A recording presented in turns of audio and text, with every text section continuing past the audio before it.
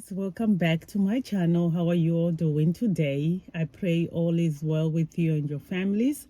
If you're new to my channel, welcome. My name is Nancy.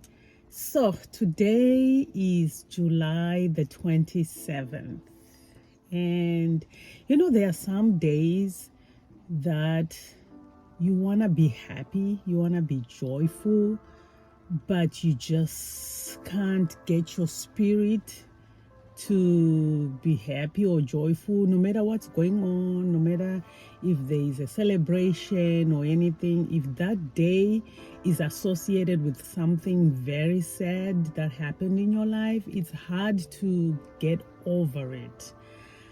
So July 27th, 3 years back, July 27, 2021, that's when my mom transitioned to be with the Lord.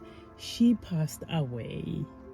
She just woke up one morning, she was cooking breakfast, and she just fell and died just like that. The next minute, I received hundreds and hundreds of phone calls because there it was morning, over here we were still sleeping. But for some reason, I slept through it all.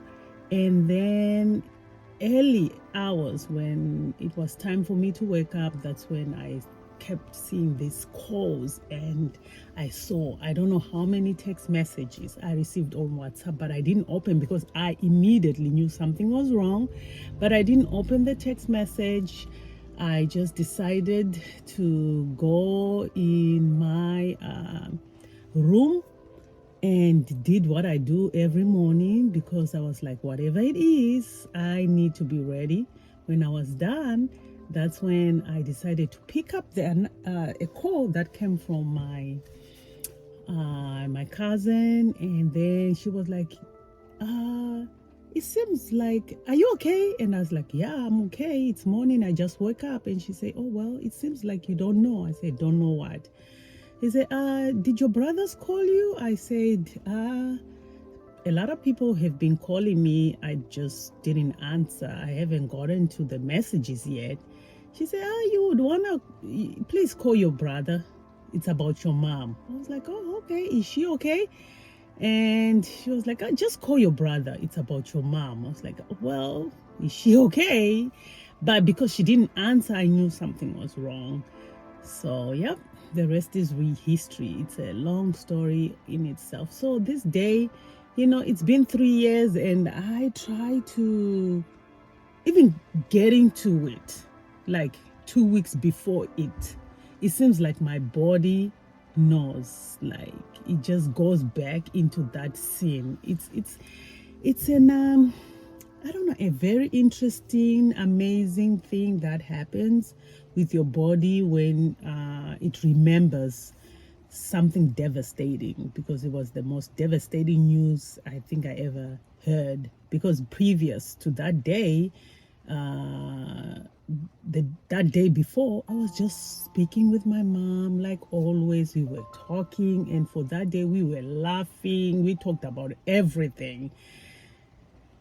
Beknownst to her and me, we didn't know that was going to be our last conversation on WhatsApp. So yeah, it's quite sad. But anyway, so the sad thing is, in June, prior to her passing, is that she had COVID. She contracted COVID. She was in the hospital for 2 weeks, almost 2 weeks. And then she was cleared because you couldn't even go home until you were cleared of COVID. So when she was cleared that she was now good to go, she went home. We celebrated her birthday that end of June. She was okay. And only weeks later, that's when she just collapsed and died. I just believe that my mom passed away from a broken heart, because my dad, it had been 4 years? Is it 3.5 years or 4 years since my dad had passed away? And my mom was never the same. Them two were close. They did everything together.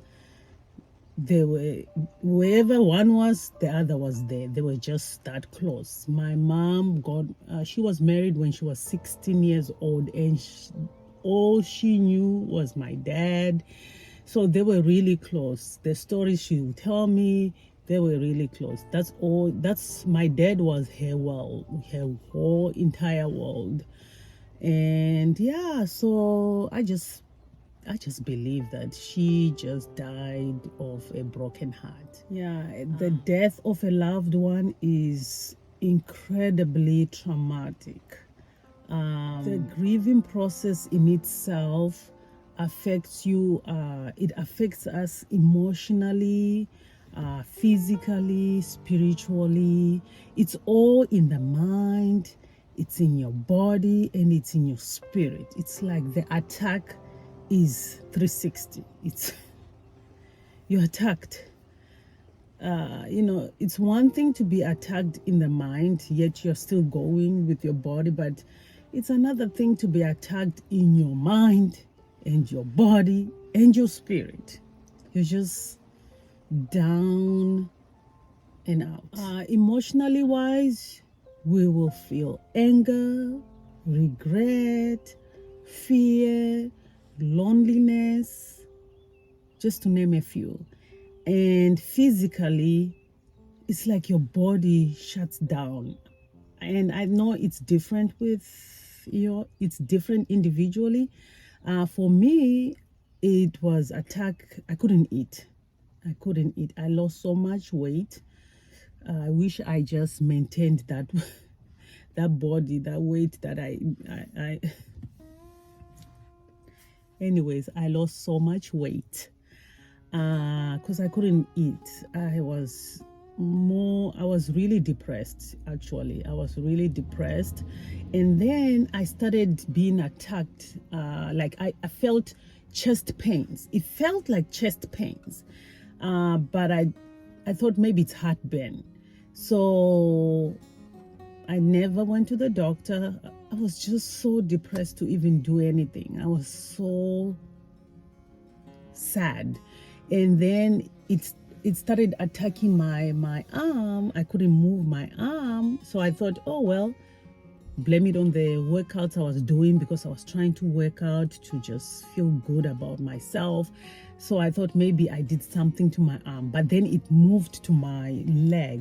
My whole right side started hurting, and then I couldn't move.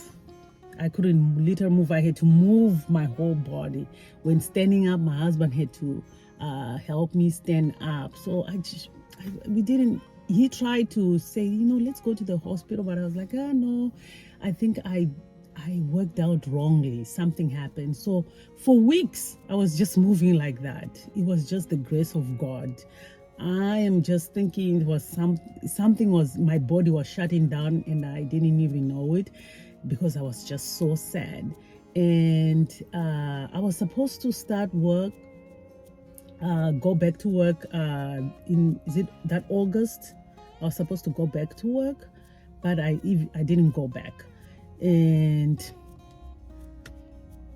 for the following couple months, my body was just like going down and down, and I didn't even know that there was even something bigger waiting for me ahead.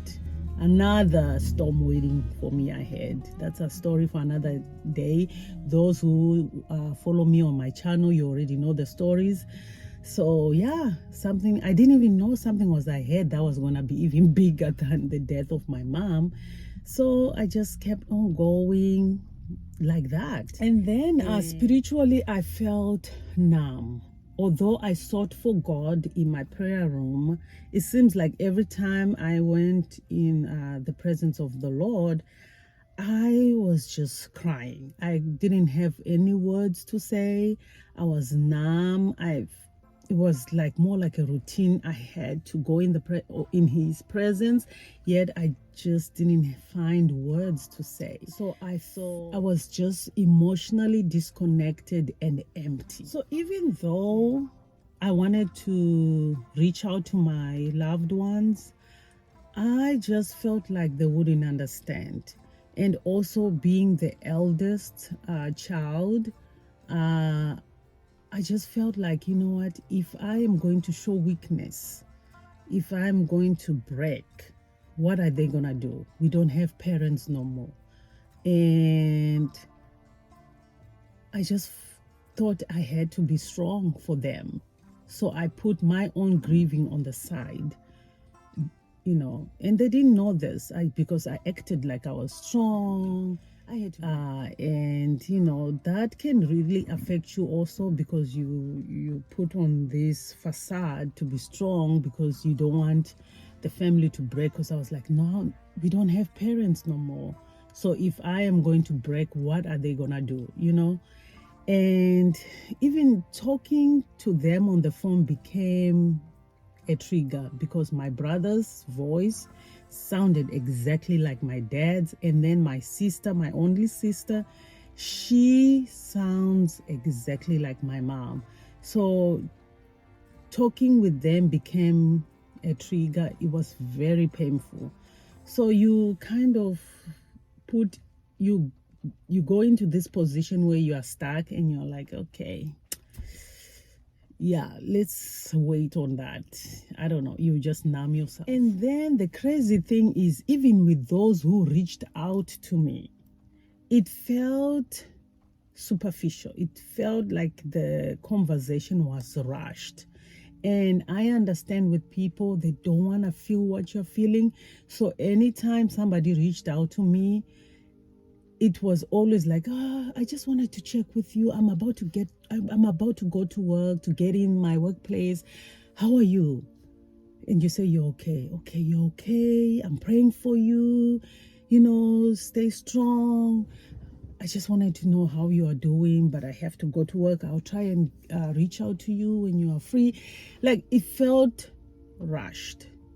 Even if it wasn't, let's say, even if it was not rushed, to me, I felt like even if I wanted to cry or pour my heart to them, I didn't want them to feel the pain I was feeling. So it made me happy that it was rushed anyway.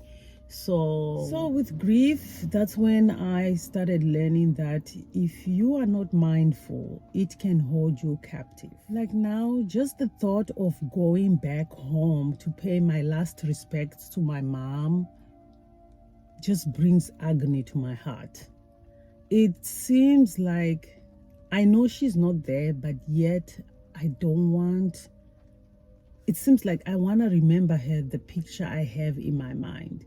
So me going home to see where she is resting, I feel like it's just going to be so painful. And you would think it's because it's 3 years, by now, surely it must be easy to just go and pay my last respects to her. But no.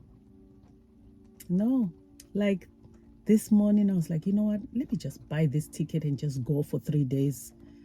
See where my mom is buried. Because of emotions, we're just staring up. But then I was like, you know what? Now it's emotional.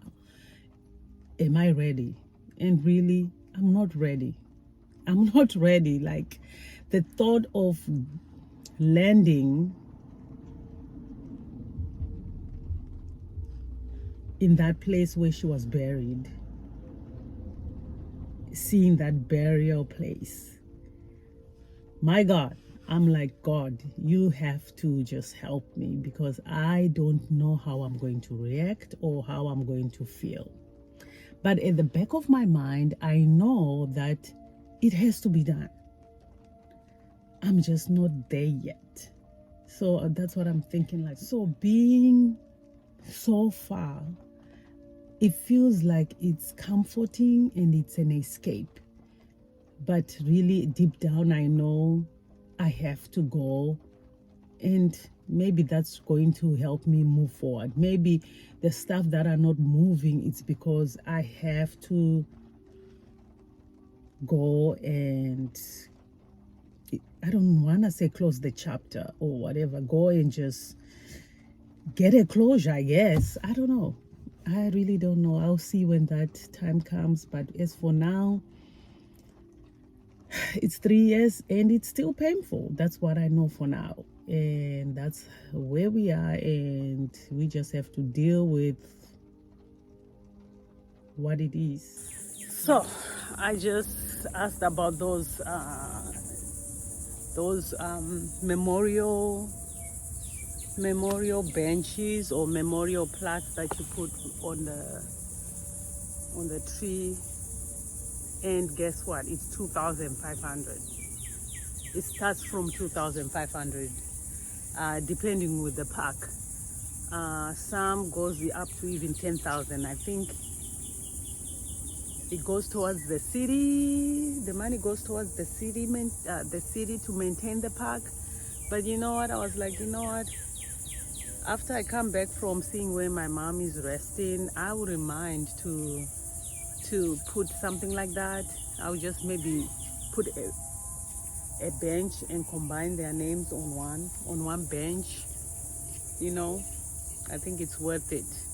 At least I can have where my family and myself, or where I can just go and and I know the park to put the bench at, because I know the park which I used to go with them. They used to like to go to that park. That's where I'm gonna put it. So I think it's a good investment. I would definitely do that. Yeah, I didn't think of it, but I would definitely do that. Yeah,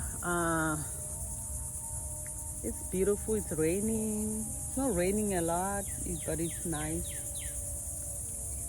It's nice out here. So, as I remember my mom on this day, I think of those of you who are in a similar situation or even in a worse situation.